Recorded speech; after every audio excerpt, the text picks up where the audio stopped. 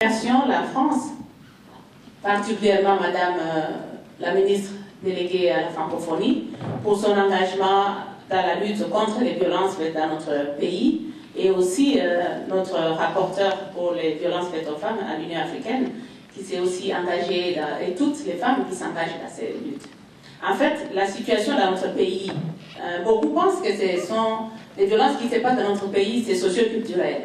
Eh bien, je vous dis que ce n'est pas socio-culturel. Les violences, oui, ça existait dans les coutumes, dans notre socio-culturel. Les habitudes, ça existait. Mais ces violences ont été exacerbées par les guerres qui ont été instrumentalisées par les pays voisins. Les groupes armés qui sont fabriqués tous les jours par les groupes armés. Il y a des groupes armés nationaux étrangers qui pullulent dans notre pays, à l'est de notre pays, où regorgent les minéraux. Donc, quand les groupes armés attaquent les villages, ils s'attaquent aux femmes pour faire peur, parce que la femme est considérée comme le bien de son mari. Quand l'homme donne sa dot, il veut garder sa femme pour lui-même. Et quand un autre homme vient prendre cette femme et avoir des relations sexuelles avec la femme en présence de son mari, ça les démobilise. Ça démobilise le mari et ça démobilise toute la communauté. Et c'est ça la pratique. C'est comme ça qu'on a utilisé les violences faites aux femmes comme armes de guerre. Les victimes de ces violences, ce sont les enfants de 2 à 86 ans. Les femmes de 86 ans sont violées. Les petites filles de 2 ans sont violées. Le 3 décembre dernier, il y a un papa de 80 ans, de 60 ans, qui a été condamné pour avoir violé une fillette de 3 ans et de 2 ans et demi. Donc, les crimes qui sont commis dans notre pays sont énormes. Mais nous ne sommes pas restés bras croisés. Nous, les femmes de la société civile, nous nous sommes organisés avant même que la communauté internationale se réveille pour commencer à assister les femmes, pour documenter ces cas, pour assister les victimes, pour les amener aux soins, donner l'information. Nous les avons accompagnés aux soins, nous avons fait le plaidoyer, nous avons donné des messages, voilà, en dehors des déplacements massifs, parce que les ONG qui sont arrivés à 2000, on pensait qu'il fallait assister les déplacés de guerre, par les soins médicaux, par la nourriture, par les camps, ils construisent les camps. Et nous, on disait non, à travers tout ça, il y a encore un autre fléau, et les gens ne voulaient pas nous écouter. Mais après beaucoup de temps, quand les bailleurs des fonds ont commencé aussi à s'intéresser à la question, nous avons vu les ONG internationales et les agences des Nations Unies venir pour aider. Mais ça fait plus de 10 ans, plus de 15 ans, comme a dit Madame la ministre, que ce fléau existe. On a vu défiler des missions, on a eu des résolutions, on a eu des déclarations, mais la situation perdure. La situation perdure. Comment comprendre à ce jour? Il y a encore, malgré toutes ces résolutions, il y a toujours des cas de crimes de violence sexuelle massifs et des groupes armés qui en rentrent dans les communautés et qui violent systématiquement les femmes. Comment comprendre, 10 ans après, la Cour pénale internationale n'arrive pas à juger un seul cas de crimes de violence sexuelle, des crimes graves qui ont été décriés par tout le monde, des phénomènes. Le Congo a été même qualifié de capitale de viol. Mais la Cour pénale internationale, l'instrument que nous avons pensé être nous aider à mettre fin à l'impunité de ces crimes graves, n'arrive pas à juger un seul monsieur sur ces questions de crimes de violence sexuelle. Nous avons, au niveau national, accompagné les femmes à la justice. Nous avons obtenu quelques jugements. Plus de 600 jugements, nous les avons. Mais pour obtenir ces jugements, il faut payer les frais. Pour que la femme soit écoutée, on doit payer. On doit payer, on doit payer, on doit payer partout, et ce n'est pas des moindres frais. Pour que le magistrat puisse écouter la femme, on doit d'abord payer 20 $ pour instruire le dossier. Après, on doit payer pour que le dossier puisse aller au tribunal. Après, on doit payer pour que cette femme arrive au tribunal, parce qu'elle n'habite pas dans la ville, elle habite dans les villages éloignés. Donc, pour arriver, on doit l'accompagner. Nous avons constitué des groupes de femmes, des victimes, constitués en association, comme groupe de soutien et groupe de pression, pour accompagner les autres victimes devant la justice, mais aussi pour soutenir les femmes qui sont devant la justice, parce que ce n'est pas facile de démontrer qu'on a été violé. Il faut démontrer devant le magistrat. Il faut parler de toute l'expérience, tout ce qui s'est passé. Et le monsieur, il est là à côté de vous, il contredit tout ce que tu dis. Et il te dénigre. Et la femme porte tout ça, elle tient debout. Parfois, nous disons, on doit couvrir parce que nous amenons les audiences dans les villages où se sont commis les crimes. Nous amenons les magistrats, nous amenons les juges, nous amenons les policiers, les auteurs, les victimes, et tout le village est mobilisé pour rester suivre les audiences pendant 2 à 3 jours. Il y a des gens qui n'avaient jamais vu le magistrat. À 50 ans, on n'a jamais vu le magistrat parce que le tribunal est très loin du village. Mais quand nous amenons l'audience dans le village, là, ils ont l'occasion de voir. Et quand le monsieur qui a commis le crime, il est entré dans le village tout puissant parce qu'il a son arme, il a tué, il a violé, il a fait ceci, mais devant le magistrat, il devient tout petit en train de chercher à se justifier. Et là, il commence à dénigrer parfois la femme pour dire, voilà, c'est pas vrai, tu étais là prostituée, etc. Et la femme doit tenir pour démontrer qu'elle a été vraiment victime. Une femme nous a dit, continuez à organiser ces audiences foraines, parce que ça nous remet notre dignité. Quand le monsieur il est condamné, la communauté comprend que cette femme a été vraiment victime. Les femmes qui ont parlé, qui nous ont donné leur témoignage, que nous avons apporté devant la Cour pénale internationale, nous regardent actuellement et nous posent la question, qu'est-ce qui est arrivé? Et nous, on est incapables de répondre à ces femmes. Parce que nous avons été convaincus qu'au moins la Cour pénale internationale pouvait punir ces auteurs de crimes de violence. Des femmes qui étaient détenues, esclaves sexuelles pendant longtemps, les crimes de violence sexuelle, c'est entouré avec beaucoup de réalités, comme on a dit dans le thème de cet atelier. Non seulement il y a des viols, mais il y a des attaques physiques.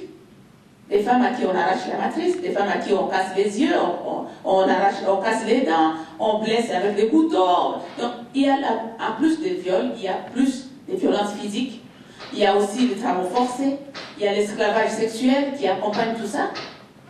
Mais tout ça, si on doit dire aujourd'hui, devant la Cour pénale internationale, qu'il n'y a pas de preuves, bien que les femmes ont témoigné, moi je me dis, en quelle langue ces femmes devaient expliquer leur souffrance? Comment, à quel mot elles devaient expliquer pour qu'on puisse comprendre qu'elles ont été effectivement détenues, esclaves, pendant plusieurs mois. Elles ont été battues, elles ont été obligées de faire des travaux forcés, elles ont été obligées de vivre, de subir des traitements inhumains. Donc, nous disons, et les victimes nous disent, certes, il y a des avancées, il y a la loi, il y a les résolutions qui ont été prises par les Nations Unies, il y a les résolutions qui ont été prises par l'Union africaine, il y a les résolutions qui ont été prises à l'Union européenne, il y a des textes de loi. Nous, en tant que femmes de la société civile, nous avons travaillé fort pour qu'il y ait une nouvelle loi pour réprimer les violences sexuelles, une très bonne loi qui condamne les gens de 5 à 20 ans, mais qui n'est pas appliquée. Parce que ceux-là même, les juges qui devaient appliquer, parfois ils font la complaisance. Quelqu'un qui commet les crimes de viol avec violence, on lui colle 5 ans, 3 ans, amende de 500 $, qui ne paye même pas. Il n'y a aucune réparation. Aucune réparation jusque-là, même pour les cas où le gouvernement congolais a été civilement reconnu, civilement responsable des éléments de l'armée congolaise qui ont commis des crimes de violence dans les villages. Le gouvernement n'a jamais payé. Et nous sommes en train de pousser pour au moins que le gouvernement puisse faire un geste de réparation, un programme de réparation pour les femmes. Nous sommes quand même contentes parce qu'au moins, ces derniers mois, le gouvernement a pu reconnaître officiellement les crimes de violence sexuelle. Le président en a parlé dans son discours. Il a promis de nommer un envoyé spécial, son représentant spécial en matière de violence sexuelle. Mais ça ne suffit pas. Ça ne suffit pas d'avoir un envoyé spécial. Nous voulons des actes concrets pour lutter contre ces crimes. Nous voulons des jugements, nous voulons des réparations pour les victimes, parce que les victimes nous disent, et après? Après le jugement, le monsieur il est condamné, 20 ans, 15 ans, 10 ans, 5 ans. Et après, qu'est-ce que je deviens? Parce qu'elle voudrait reprendre la vie. Et c'est ce que nous faisons dans notre association. Nous donnons les soins aux victimes, il y a la psychologue qui les accompagne, il y a les juristes qui les accompagnent en justice, Et nous faisons la réinsertion socio-économique. On demande à la femme, qu'est-ce que vous pouvez faire encore après tout ce qui est arrivé, qu'est-ce que vous pouvez faire? Elle vous dit, je vais apprendre les métiers, je vais faire des activités génératrices de revenus. Les élèves, les filles vous disent, je vais retourner à l'école. Je vais retourner à l'école. Donc, il faut payer les frais scolaires pour cette fille et faire le suivi à l'école et à la maison. Comment elle se comporte? Qu'est-ce qui se passe avec elle dans son environnement? On fait la mobilisation de la communauté pour ne pas stigmatiser les victimes. Il y en a qui sont rejetées. On doit faire la médiation pour que ces femmes puissent retourner dans leur famille ou être acceptées. Et il y en a où nous avons eu des succès. Les filles nous ont consulté pour dire, nous voulons constituer une équipe de football. Et nous, on a dit, c'est difficile. Les filles qui sont traumatisées, comment elles vont organiser une équipe de football? Elles ont dit, non, nous sommes déterminés, nous voulons une équipe de football. Et nous les avons encouragées, l'animatrice les a accompagnées, elles ont formé l'équipe, on a acheté les maillots, on a acheté le ballon, on a cherché quelqu'un pour les entraîner et tout ça. Ces filles sont devenues des héroïnes de leur village. Partout où elles vont, elles gagnent des matchs. Et quand elles retournent dans le village, c'est tout le village qui les accueille avec des tambours, avec des chansons. Elles ont dit, oh, nous qui étions des laissés pour compte, aujourd'hui nous revenons dans le village bien accueillis, accueillis comme des héroïnes. Donc, les victimes nous demandent de les accompagner, de nous rapprocher plus davantage d'elles pour avancer. Les élèves que nous avons accompagnés ont eu des diplômes d'État, des bacs que vous appelez ici. Il y a d'autres qui sont allés jusqu'à l'université, qui ont terminé et qui veulent travailler maintenant pour soutenir les autres victimes. Des enfants issus des viols qui ont été considérés avec les mères comme des enfants non désirés parce qu'elles ne veulent pas. Il y a des filles qui nous ont dit, de tout ce que j'ai subi dans cette souffrance quand j'étais détenue esclave sexuelle, le plus mauvais souvenir, c'est cet enfant. Et vous montre l'enfant avec beaucoup de bonheur. Donc, pour que cette fille puisse accepter l'enfant, il faut travailler avec elle. Amener l'enfant à l'hôpital, parce que quand elle est malade, ça m'énerve. Quand l'enfant est malade, ça m'énerve. Quand elle a faim, ça m'énerve, parce que je n'ai rien à donner. Donc, il faut que la fille puisse avoir la possibilité d'avoir une activité où elle peut avoir un peu de ressources pour soutenir son enfant et elle-même retourner à l'école. Et nous avons vu les familles revenir, soutenir les femmes victimes de violences sexuelles ou les filles victimes de violences sexuelles parce qu'elles ont maintenant les activités, elles ont l'autonomie financière et là elles sont reconsidérées. Une femme qui a été rejetée, une femme mère de soixantaine d'années, elle a été victime dans son champ par les enfants du chef de village. Elle est venue, on l'a chassée du village parce qu'elle a porté plainte. Elle est allée chez sa fille. Arrivée chez sa fille, la fille aussi a chassé sa mère. Parce qu'elle disait, non, non, non, tu risques de m'apporter le mauvais sort. Moi, j'ai honte de garder à côté de moi. Mon mari va dire, qu'est-ce qui est arrivé? Je ne saurais pas dire ça à mon mari, tu dois quitter. Et la mère est partie, elle est allée habiter avec notre animatrice dans le village. Et nous, on a soutenu la femme, on lui a donné la possibilité de faire des activités génératrices de revenus. Elle est la présidente du groupe de soutien des femmes victimes de violences sexuelles. Et on est allé avec elle devant le président du Parlement pour faire le plaidoyer. Quand on est allé rencontrer Madame la ministre déléguée à la francophonie, elle était avec nous. Et elle a parlé devant le président du Parlement pour exprimer la situation des victimes et demander la réparation par rapport à tout ce qui est arrivé. Alors sa fille a vu sa mère à la télé. Et ce soir-là, elle a appelé pour dire, maman, je t'ai vu à la télé, je voudrais qu'on puisse renouer les relations, je m'excuse pour tout ce que j'ai fait, je ne sais pas ce qui s'est passé. Et la maman est venue en pleurant vers moi et dit, écoutez, vous voyez ce que vous avez fait de moi? Vous m'avez élevé. Aujourd'hui, ma fille m'a vue à la télé et elle a osé m'appeler au téléphone pour dire qu'elle voudrait reprendre les relations avec moi. Donc, c'est comme ça que nous devons continuer à accompagner les victimes. Nous voulons bien toutes les résolutions, les déclarations, les réunions qui sont organisées, mais nous devons continuer aussi à être proches des victimes et les écouter. La sécurité doit être au centre de nos actions parce que le 10 décembre 2010, au moment où on était en train de célébrer la journée des droits de l'homme, comme aujourd'hui, une femme qui a porté plainte parce que sa petite fille de 4 ans avait été violée. Elle a été tuée dans son champ.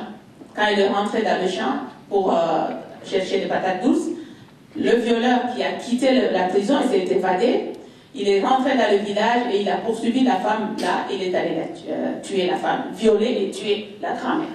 Donc, la question de la sécurité est primordiale pour nous-mêmes, les intermédiaires, et pour les victimes. Malheureusement, pour nous, les intermédiaires, il n'y a aucune action, même pour les victimes. Dans notre pays, dans mon pays, la RDC, les prisons sont là, les gens sont condamnés, quelquefois, mais ils quittent les prisons. Chaque fois que les groupes armés attaquent les villes, ils cassent les prisons et ils font partir tout le monde. Parfois, les gens payent la corruption et ils sortent des prisons. Et quand ils sortent des prisons, c'est pour attaquer les activistes, c'est pour attaquer encore les victimes. Et vous dites, je vais encore vous violer. Il y a une de mes collègues qui a été grièvement blessée en 2008. Quand moi j'ai fui, ils sont venus me rechercher pour la 3e fois. Je suis déplacée pour 3 fois. J'ai quitté la ville de Bunia, je suis allée à Beni, de Beni à Kinshasa actuellement, avec ma famille, mais j'ai continué à travailler avec mes collègues à l'Est. Et ils sont allés chez ma collègue, une mère de même âge que moi. Ils lui ont fracassé la tête avec un coup de machette. Ils ont tiré une balle dans sa cheville, ils l'ont découpé par la machette sur tout le corps. Et heureusement qu'on avait une assurance maladie, on l'a amenée en Afrique du Sud et elle est revenue. Elle a dit, je ne pars pas, je reste à Bunia.